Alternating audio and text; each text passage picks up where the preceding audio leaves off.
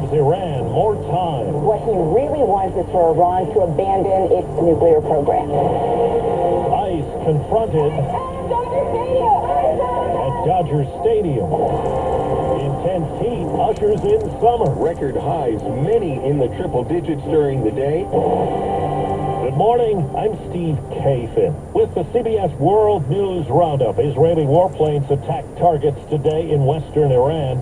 Iran fired missiles into southern Israel. The White House says President Trump will decide within 2 weeks if the U.S. should get involved in the conflict. Here's CBS's Ed O'Keefe. President Trump now has Iran on the clock. Make a deal or risk the U.S. taking military action. Based on the fact that there's a substantial chance of negotiations that may or may not take place with Iran in the near future, he will make that decision within the next few weeks. The White House says correspondence between the two countries continues.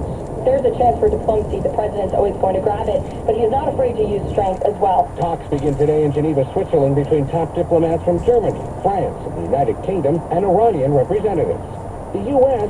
isn't participating, but the British are set to tell the Iranians an American proposal is still on the table, which prevents domestic enrichment of nuclear fuel for what Iran claims is a civilian nuclear program. Correspondent Holly Williams is in Iraq with opponents of the regime in Iran watching closely. Hausa Fatahi is a leader in one of Iran's outlawed opposition parties.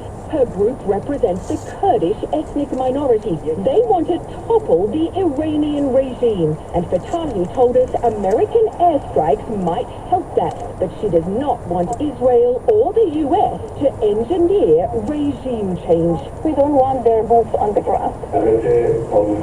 Iran's supreme leader says any U.S. military intervention will be met with irreparable damage. Here at home in Memphis, a man has been charged with stalking and plotting to kidnap the city's Democratic mayor.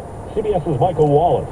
Police say surveillance video shows Trenton Abston scaled a wall to get into Mayor Paul Young's subdivision, went straight to Young's house, and knocked on the door Sunday night. Police say Abston had a taser, rope, and duct tape when he was arrested. He's been charged with attempted kidnapping, stalking, and trespassing. The alleged kidnapping attempt was just a day after 2 Minnesota state lawmakers and their spouses were shot at their homes by a man posing as a police officer. An appeals court is allowing President Trump to keep control of National Guard troops he deployed to Los Angeles following protests over immigration raids. And the latest LA hotspot for protests at a showdown with ICE agents was Dodger Stadium, as we hear from CBS's Carter Evans. The Dodgers blocked federal agents from entering their stadium.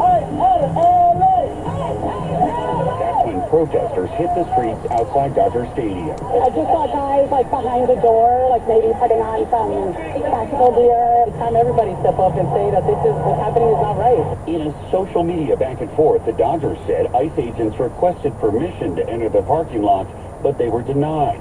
ICE says, false. We were never there. But the U.S. Department of Homeland Security weighed in, saying this had nothing to do with the Dodgers, and that Customs and Border Patrol vehicles were on site, unrelated to any operation or enforcement. Brutal heat is forecast for millions of people today in the Midwest and East. Dozens of record temperatures are expected to fall right through Monday.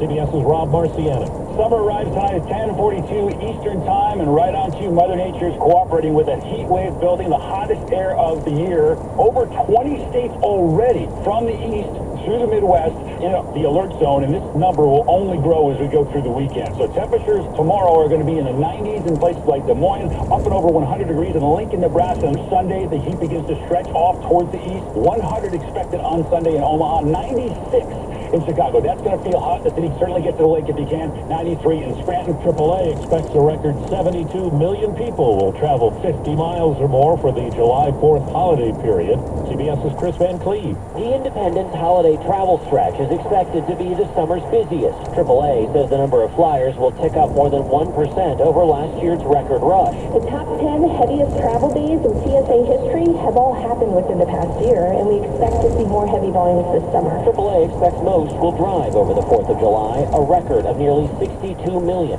up 1.3 million from last year. Coming up on 5 minutes after the hour. Well, that's today's news. It's 52 degrees in Napa, California. I didn't hear any good news, did you? I didn't think so. I guess it's all about perspective. The glass is half